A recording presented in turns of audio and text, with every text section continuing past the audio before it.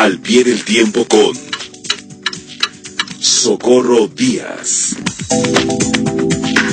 Se nos acaba el año, Socorro Díaz, ¿cómo estás? Así es, Josefina. Ya estamos a punto de a la próxima semana, en unos días. Pues, Josefina, precisamente a ese tema me quiero referir. Casi todos los fines de año, los medios de comunicación tienen la costumbre de hacer un recuento de asuntos que a sus colaboradores les resultan interesantes. Unos hacen recuentos de hechos culturales, editoriales, otros enumeran los personajes importantes que han fallecido en el curso del año y otros los acontecimientos nacionales o internacionales más destacados. Para no apartarme de esa tradición, voy a mencionar algunos hechos que a mi juicio son importantes y ocurrieron en este 2019, empezando por los que tienen impacto dentro de las sociedades contemporáneas y repercusión mundial. Empezaré por su importancia histórica, social y económica, por las manifestaciones masivas que las mujeres de muchos países del mundo han realizado durante este año para visibilizar, para protestar, para pedir no más abusos que el sistema patriarcal, como le llaman sus voceras, produce y tolera contra los seres humanos que llegan al mundo sin pedirlo, como pasa con todos los seres humanos que nacen, y con atributos sexuales femeninos, que este es el caso concreto. En los últimos años han crecido los niveles de violencia contra las mujeres, sean niñas, adolescentes, jóvenes o viejas, y se traduce esta violencia en asesinatos, heridas, violaciones, agresiones físicas y verbales, hostilidad y hostigamiento, y falta de igualdad de oportunidades. Si queremos llegar al fondo del tema, tendremos que reconocer que la violencia contra las mujeres es una respuesta de género cargada de revancha y de resentimiento ante un fenómeno que empezó con la primera revolución industrial en el siglo XVIII. Octavio Paz llama a este cambio de las mujeres saliendo de sus casas para ir a trabajar a los centros industriales, a los centros laborales, el cambio más importante que ha ocurrido a la humanidad del Neolítico a nuestros días. Wow. Lo dice en uno de sus ensayos muy importantes, creo que se llama Tiempo Nublado, alguno de estos libros de ensayos. Y en efecto, las mujeres en el siglo XVIII empezaron a salir de sus casas y concentrarse en los centros de trabajo a realizar labores a cambio de un salario que no habían tenido nunca. Dejaron de estar en las grutas y en las cavernas del Neolítico y de las casas hasta el siglo XVIII, porque así estaba establecida la división del trabajo, ellas dentro y los hombres en la época del Neolítico pues trabajaban como cazadores y recolectores, y luego cuando entró la etapa histórica sedentaria pues los hombres salían de las casas a los campos, a los mares, etcétera, y las mujeres dentro de la casa. Salir de la casa era realizar oficios exclusivos del género masculino. Y vino esa ruptura, y vinieron otras. En el siglo XX apareció el escenario de otro gran salto, de otros grandes saltos, el derecho al voto y el ingreso de millones de mujeres a las escuelas de educación media y de educación superior. En México, gracias a la revolución social que tuvimos a principios del siglo XX, desde los años 30, en la UNAM se registraron las primeras mujeres egresadas, tituladas como profesionistas. Wow. Es una cuestión maravillosa. Claro. Y digo una revolución social como fue la de la Revolución Mexicana, porque fíjate, Josefina, en Oxford, una de las grandes universidades del mundo, en Inglaterra, en la Gran Bretaña, se empezó a aceptar mujeres en varias de sus facultades hasta 1979 y 1980. No es cierto. Sí, hay que ver la historia de estas grandes. Entonces, el hecho de que nosotros desde los años 30 hubiéramos tenido mujeres graduándose en la UNAM, me parece que es un dato que vale la pena registrar. Supuesto. Bueno, la mentalidad patriarcal pensó que se trataba de una moda pasajera. Ya se les pasará a las mujeres las ganas de ir a la escuela y las ganas de trabajar. Pero no ha sido así. La incorporación de mujeres a la economía, a la sociedad y a la política con un alto nivel competitivo en materia de empleo y de ingresos y de decisión y de dirección es un hecho innegable porque ha logrado integrar ya una masa crítica. Ya no se trata de las feministas reunidas para teorizar, para escribir algún libro, para estar platicando y mandar mensajes. No, ha hecho masa crítica. Son millones de mujeres las que están saliendo a las calles para exigir sus derechos. Porque la calidad se volvió cantidad. Y cuando esto ocurre, estamos frente a un cambio revolucionario trascendente. Por eso lo estoy queriendo mencionar. Este año las mujeres han ido del Me Too en redes sociales para que figuras femeninas famosas denuncien a través de las redes las agresiones sexuales de que han sido objeto, hasta las protestas masivas que señalan al Estado. Fíjate, no a los individuos, no al rufián abusivo, no al asesino específico, al Estado, ¿no? Que es, como decía Gramsci, la sociedad políticamente organizada, y le están diciendo, el violador eres tú. Ahí el tema.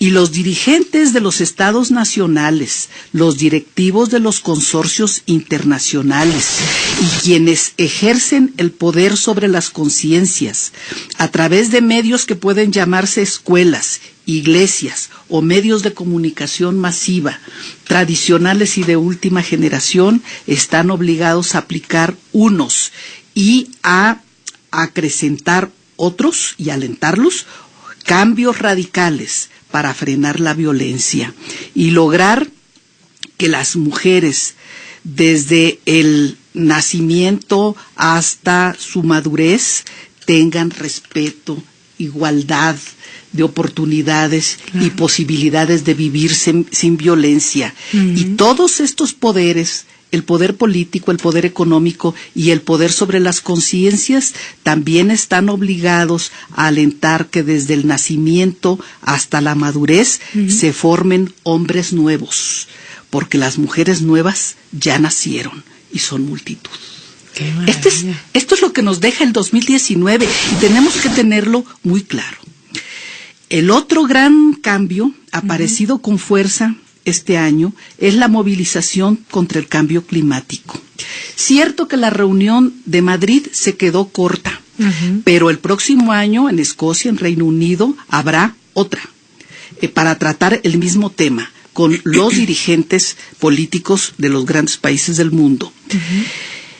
Y mientras la gente en calles, plazas, hogares, iglesias, escuelas y medios informativos, seguiremos exigiendo que los gobiernos y consorcios económicos globales cambien sus prácticas depredadoras y empiecen a construir un modelo económico gradualmente amigable con el medio ambiente. Este año se quemó una gran porción de la Amazonia. Y en Australia, los incendios destruyeron un territorio igual de grande al de Bélgica. En París, lo que no hizo el tiempo en 800 años, lo hizo la injuria y el descuido humanos y destruyó la Catedral de Notre Dame, donde por primera vez en 216 años, no hubo misa de Navidad. No, estamos frente a desastres tremendos. Y aquí nos cuesta trabajo respirar. Ayer y antier en la Ciudad de México se multiplicaron las enfermedades respiratorias.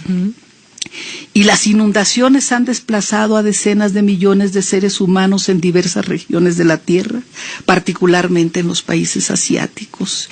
Y también en ese continente varias de sus grandes urbes, igual que nosotros, tienen niveles de contaminación por aire que han en ese caso, matado a millones de personas por enfermedades respiratorias. La lucha para proteger el medio ambiente es la lucha porque sobrevivamos como especie, junto con las demás especies que habitan la Tierra. Es un gran tema de 2019 y lo será en el 2020 y en los años por venir. En México, como temas internos, se han registrado asuntos inolvidables que se mantendrán en el futuro inmediato, como expresiones rotundas de la inseguridad, la violencia y el contubernio de las fuerzas policíacas con el crimen, están las tremendas estadísticas sobre homicidios y feminicidios. Y se presentó el llamado Culiacanazo, el asesinato de mujeres y niños mormones en Sonora y la detención del antiguo secretario de Seguridad Pública en el gobierno de Felipe Calderón, Genaro García Luna. En materia económica y social se registró el leve repunte, pero repunte al fin de la producción petrolera que tiende a dar cierta perspectiva de mejoría a la economía del país. Hay también un avance desigual, pero avance en los programas sociales, como la pensión universal para adultos mayores, los apoyos a jóvenes y el apoyo a gente del campo con Sembrando Vida, como se llama ese programa. Ha estado presente en 2019 y estará durante 2020 la difícil y amenazante relación que el presidente de los Estados Unidos, Donald Trump, ha decidido tener con México y su gobierno. La apertura de campos dentro de nuestro territorio para recibir a los migrantes que Estados Unidos deporta a México, sujetos a las leyes norteamericanas y a las disposiciones del gobierno norteamericano, y el Tratado de Libre Comercio, en espera de ser aprobado por el Senado de Estados Unidos y el Congreso de Canadá, porque en México ya se aprobó, son asuntos de riesgo y vulnerabilidad, más el primero que el segundo, más los campos de refugiados dentro del territorio nacional. Por ello, ante este año nuevo que será la próxima semana, sí le deseo a todos nuestros radioescuchas, a todos quienes hacen posible Enfoque. Gracias. Bienestar, felicidad, salud, prosperidad. Pero para mi país quiero desearle voluntad para resistir, pero sobre todo capacidad para defender nuestros intereses legítimos en un año difícil como será el próximo. Pues qué bien que estás al pie del tiempo, mi querida Socorro, porque definitivamente nos permites hacer este recuento que nos has presentado y nos haces una valoración de verdad difícil de cómo está la vida, pero es lo que tenemos, ¿no? Así es, y hay que tener voluntad para resistir, claro, carácter y decisión para defendernos, defender nuestros intereses. Y estas mujeres en el último mes nos han demostrado que con esa lucha y ese performance que fue realmente mundial, ha sido realmente buenísimo, ¿no? Porque nos ha permitido también expresar lo que sentimos. Claro, ¿no? Con gran sentido creativo. Muy creativas. Y con una decisión absoluta.